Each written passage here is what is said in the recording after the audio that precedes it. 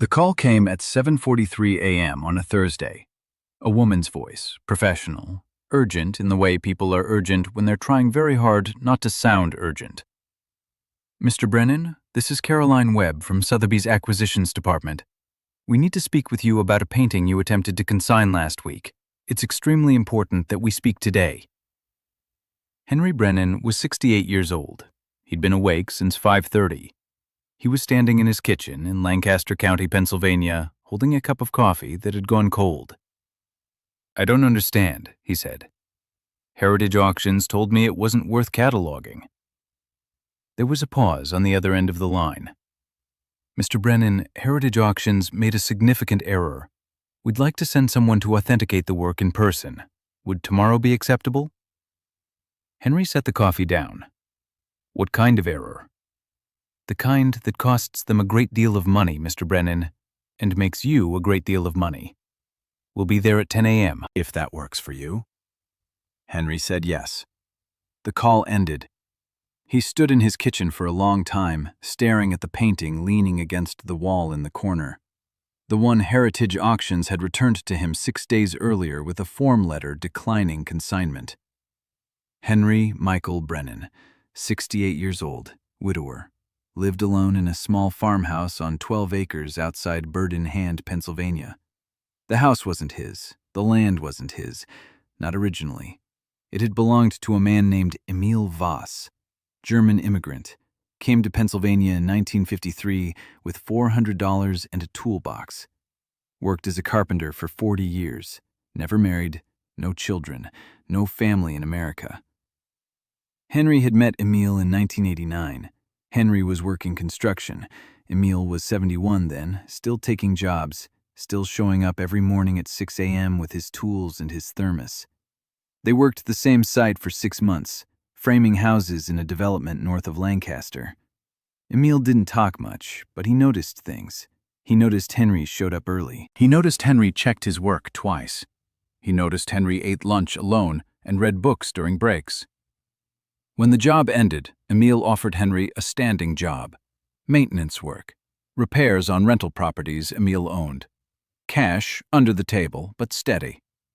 Henry took it. He needed the money. His wife Claire was sick. Medical bills were piling up faster than he could pay them. Claire died in 1991, ovarian cancer. She was 44. After the funeral, Emil showed up at Henry's apartment. Knocked once, waited. When Henry opened the door, Emil handed him an envelope. Inside was a check for $12,000, enough to cover the hospital bills Henry couldn't pay. Henry tried to refuse. Emil wouldn't take it back. "You pay me when you can," he said, "or you don't. Either way." Henry paid him back. Took him 3 years, $200 a month, every month. Emil accepted it without comment. In 1998, Emil had a stroke. Minor, the doctors said, but enough. He couldn't work anymore. He sold the rental properties. Moved into the farmhouse in Bird in Hand. Asked Henry if he'd come by once a week, help with things around the property. Henry said yes. Emil died in his sleep in 2003, heart failure. He was 85 years old. The will was simple. The house, the 12 acres, and everything inside went to Henry Brennan. One condition: keep the house. Don't sell it. Live in it or let it stand empty, but don't sell it. Henry moved in 3 weeks later. He'd been there 23 years. The painting had been in the upstairs bedroom the whole time. Henry had walked past it 10,000 times and never really looked at it. It was just there, part of the room, part of Emil's things. It was small, maybe 16 by 20 inches, dark, a portrait of a woman in profile, old style, heavy frame, no signature visible on the front. Henry didn't know anything about art, didn't care about art. But in early May 2026, his furnace died. The replacement cost $8,400. Henry had $3,000 in savings. He needed money fast. He thought of the painting. He took it down. Looked at it closely for the first time. The frame was heavy, solid wood, ornate. The painting itself was cracked in places, the varnish had yellowed, but the woman's face was clear, detailed, beautiful in a severe kind of way. Henry drove it to Heritage Auctions in Philadelphia, 74 miles. He waited in line for 43 minutes. When his turn came, a young man in a blue shirt took the painting to a back room, came back 11 minutes later. "It's a nice decorative piece," the man said. "Probably European, early 20th century, but there's no signature, no provenance. We wouldn't be able to get more than $200 or $300 for it at auction, and our fees would eat most of that. I'd recommend trying a local consignment shop." He handed Henry a printed rejection form. Henry took the painting, drove home, put it back against the wall in the kitchen. That was May 8, 2026. The call from Sotheby's came May 14th. Caroline Webb arrived the next morning at 9:52 a.m. She was 51 years old, Senior acquisition specialist. She'd been with Sotheby's for 19 years.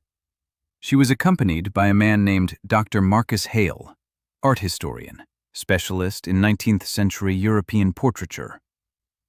Henry met them at the door, led them to the kitchen.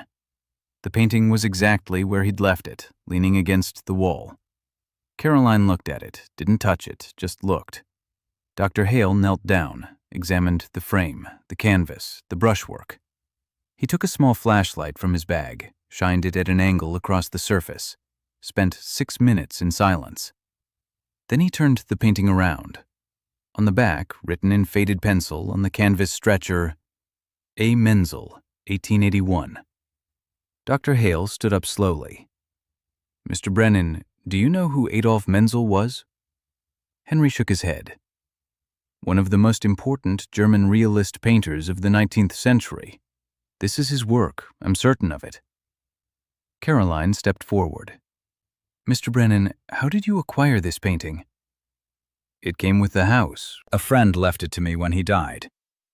"Do you have any documentation, receipts, letters?" "No." "Do you know where your friend acquired it?" "No." Caroline looked at Dr. Hale. He nodded. "Mr. Brennan," Caroline said, "we'd like to consign this painting for auction. Based on comparable sales, we estimate it will sell for between $400,000 and $600,000, possibly more." Henry sat down.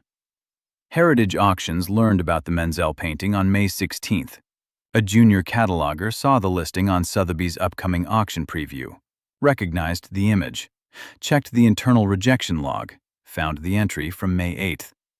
The cataloger sent an email to his supervisor. The supervisor sent it to the director. The director called Heritage's legal team. On May 19th, Heritage Auctions sent a formal letter to Henry Brennan. It claimed that the painting had been consigned to Heritage first, that Heritage had performed initial authentication work, that Henry's subsequent consignment to Sotheby's violated an implied agreement. The letter demanded the painting be withdrawn from Sotheby's and returned to Heritage for proper auction. Henry received the letter on May 21st, read it once, called Caroline Webb. "They're bluffing," she said. "They rejected the painting in writing. They have no claim, but we'll need to respond formally. I'm connecting you with our legal team." Sotheby's attorney was a woman named Judith Ramos. She'd handled art provenance disputes for 14 years. She called Henry that afternoon. "Mr. Brennan, I need to ask you some questions. Did you sign anything when you brought the painting to Heritage?" "Just a form when I checked in, name and contact information." "Did anyone tell you they were authenticating the painting?" "No, the man said it wasn't worth cataloging." "Did you agree to any exclusive consignment?" "No." "Then they have no case. I'm drafting a response today. This will be over quickly." Judith sent the response letter on May 22nd. It included a copy of Heritage's own rejection form. It noted that Heritage had spent 11 minutes evaluating the work and had declined consignment in writing. It stated that no agreement, implied or otherwise, existed between Henry Brennan and Heritage Auctions. It concluded with a single line: "Your claim is without merit and will not be honored." Heritage Auctions called Sotheby's legal department on May 24th. The call lasted 7 minutes. Heritage withdrew the claim that same day. No hearing, no court, no judge. Just a letter and a phone call. But Henry wanted to understand. He needed to know where the painting had come from, why Emil had it, how a German carpenter who came to America with $400 ended up with a Menzel worth $500,000. Emil's things were still in boxes in the attic. Henry had left them there for 23 years. Same reason he'd left the painting on the wall. It felt wrong to go through them. But now he went upstairs, pulled down the ladder, climbed into the attic. The boxes were cardboard, old, labeled in Emil's handwriting: tools, papers, clothes. Henry opened the one labeled papers: tax returns, receipts, a naturalization certificate from 1960. And at the bottom, a small leather notebook, brown, worn smooth at the edges. Henry opened it. The first page, in Emil's handwriting: record of acquisition, 1953 to 1989. Henry turned the pages slowly. Each entry was dated. Each listed an object, a seller, a price, and a location. Paintings, drawings, small sculptures, most purchased in estate sales, flea markets, barn auctions. Prices ranged from $5 to $200. Henry counted 127 entries. Most of the objects were listed as sold, with a date and price beside them. Small profits, $10 here, $30 there. Emil had been buying and reselling art for 36 years, quietly, carefully, a side income no one knew about. But 3 entries had no sale date, no price, just the word keep written beside them. Entry 73. Portrait, oil, unsigned, woman in profile, ornate frame, estate sale, Reading, PA, $40, April 1967. Keep. Entry 91.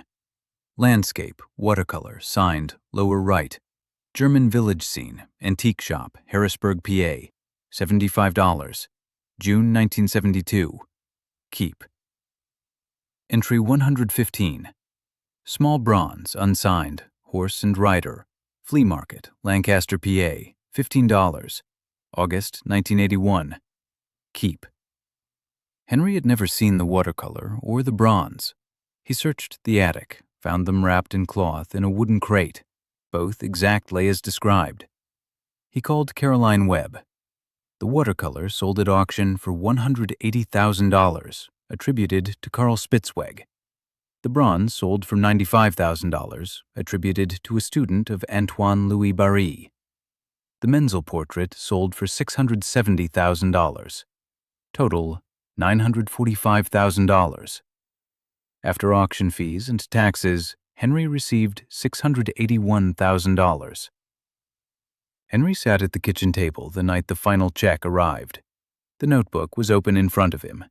He read through it again, every entry, every object, every price. Emil Voss had spent 36 years buying art no one else noticed, studying it, learning it, trusting his eye.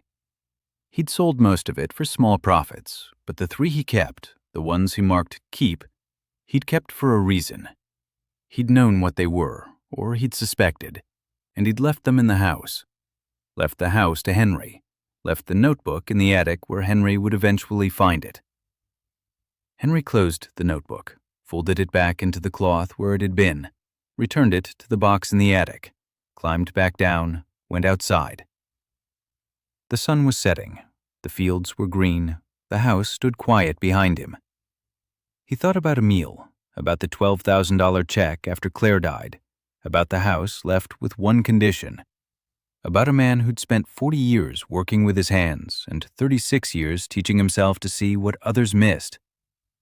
Henry had spent 23 years in this house. He'd kept the condition, he hadn't sold it. He wouldn't sell it now. Some people spend their whole lives looking for something valuable. Others spend their lives learning to see value where no one else does. Emil Voss was the second kind, and he made sure the person who inherited his house inherited his eye. Henry Brennan walked past that painting 10,000 times. So did Heritage Auctions. Only one of them was supposed to see it. If you've made it this far, you're exactly the kind of person this channel is for. Next time, A woman walks into a county clerk's office with a map her grandfather drew in 1958, and 3 developers realize they've been building on the wrong land for 8 years. Subscribe so you don't miss it. Paste your script.